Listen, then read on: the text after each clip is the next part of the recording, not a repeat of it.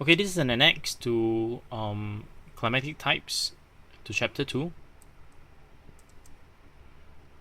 Basically, climatic types cover in the syllabus three main climatic conditions. Different parts of the world generally experience it in bands. So, climatic types are similar generally across latitudes. Primary reason is because of the exposure to the same amount of solar heat. However, within the band itself, there are factors that we've learned about in the past that will come into play to create some variance within.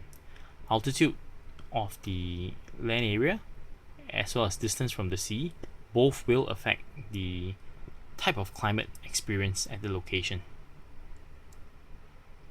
The first one to talk about will be the equatorial climate. Now, this is generally between 10 degrees north and south of the equator. Two very typical countries, Singapore, Malaysia, even Indonesia, all the way up to the lower part of Thailand. They are actually still within this equatorial climatic belt. Key indicators include high temperatures, plus minus around 27 degrees, and a very small temperature range of between 2 to 3 degrees Celsius. This is commonly cited when you look at the climograph for these areas. So a typical climograph for such an area will look like this. This is one of Singapore. So if you look at the average temperature as indicated by the numbers on the right of the graph, okay, if you look at the red line, that indicates temperature, and it hovers above 25, but it doesn't really hit 30. Bear in mind this is average temperature, and we actually plot the average monthly temperature. On the left, the rainfall in millimeters, that is shown by the bars in the bar graph. Okay, so if you look at it, there is a generally high rainfall of above 150 millimeters a month, with a significant peak in November all the way to January.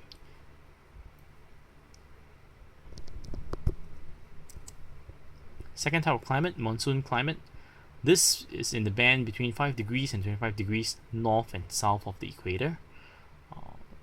India, large parts of India, cities like Mumbai, Chennai, they all experience this kind of climates. Earlier on, we learned about the southwest monsoon, the northeast monsoon. Yeah, these monsoons affect these areas. So what you would notice is the lower mean temperature tends to be in about the 30 degrees and about 25 degrees in July. Annual temperature range is a bit higher, it is about 6 degrees. So let's take a look at the climograph. Typical climograph of Mumbai, India. Once again, looking at the bar, it shows a very clear spike in rainfall between June all the way stretching to September, still having significantly more rain than the rest of the year. Average temperatures, once again, between 25 to 30, but if you look at the curve itself, there's a larger variance. The last one, the cool temperate, also known as the marine west coast climate.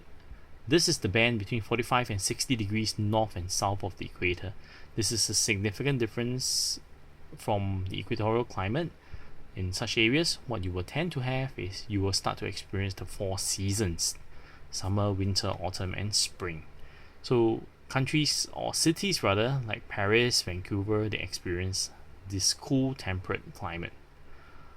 You tend to have milder winters, okay, it's not really the extreme, and you have cooler summers. So your temperature range runs between the minus 3 degrees to about 22 degrees Celsius. The annual range is large, it's about 25 degrees, and what you tend to have is even distributed rainfall throughout the year. So let's take a look at the final climograph.